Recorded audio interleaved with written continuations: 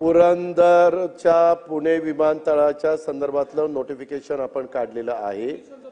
त्याच्यामध्ये कुठली पण अडचण येणार नाही आणि स्वतः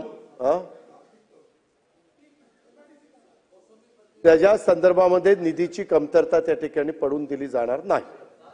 अध्यक्ष महोदय, या वडेट्टीवार साहेब या मान्यवरांनी एकेकाळी सरकारमध्ये होतो, त्याच्यामध्ये अनेक मान्यवर होते, परंतु बोलत असताना कश्ती डुबी लेकिन पाणी कम था असंही काहींनी सांगितलं। आता तिकडचं पाणी कमीच व्हायला लागलेलं आहे, त्याला मी काय करू? त्याचा विचार तुम्हीच लोकांनी केला पाहिजे।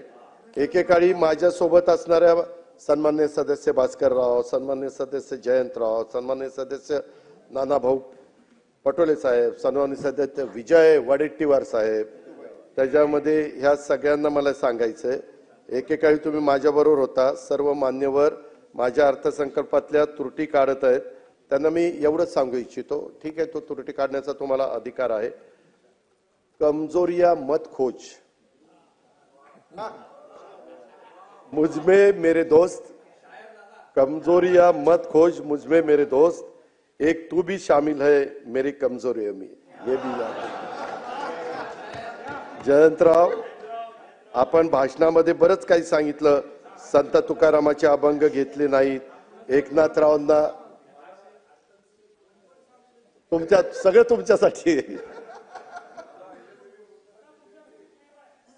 त्याच्यामध्ये आम्ही संत तुकाराम महाराजांना विसरलो नाही, एकनाथ महाराजांना त्या ठिकाणी विसरलो नाही, एकनाथराव शिंदेंना पण आम्ही विसरलेलो नाहीये। हे सगळे जण तुम्हाला मी सांगतो, कालच जगद्गुरु संत तुकाराम महाराजांच्या नावाचा पुरस्कार आमच्या एकनाथराव शिंदे साहेबांना त्या ठिकाणी मिळालेला आहे। असे आमचे एकनाथराव शिंदे, आणि खरं तर त्या संस्थांनी दिला पुरस्कार, कोण देतो तेही विसरला का इतक्या कमी दिवसात? देव संस्थांनी। त्याच्यामध्ये आणखीन बऱ्याच काही गोष्टी आहेत अध्यक्ष महोदय, परंतु अहिल्यादेवींचं सांगितलं, सभागृहातच सांगितलं, स्वतः राम शिंदे साहेब त्याच्यामध्ये लक्ष घालतायत, राम शिंदे सांगतील तशा प्रकारे सगळं काम चालतं। सभापती महोदय म्हणजे ते सभापती महोदय।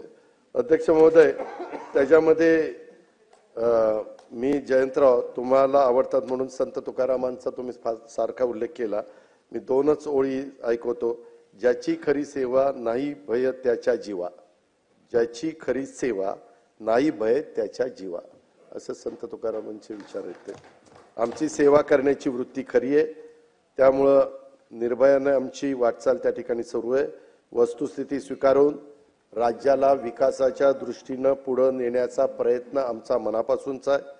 जी आश्वासनं पूर्ण करता येतील, सांगितलं बापू, सांगितलं ना,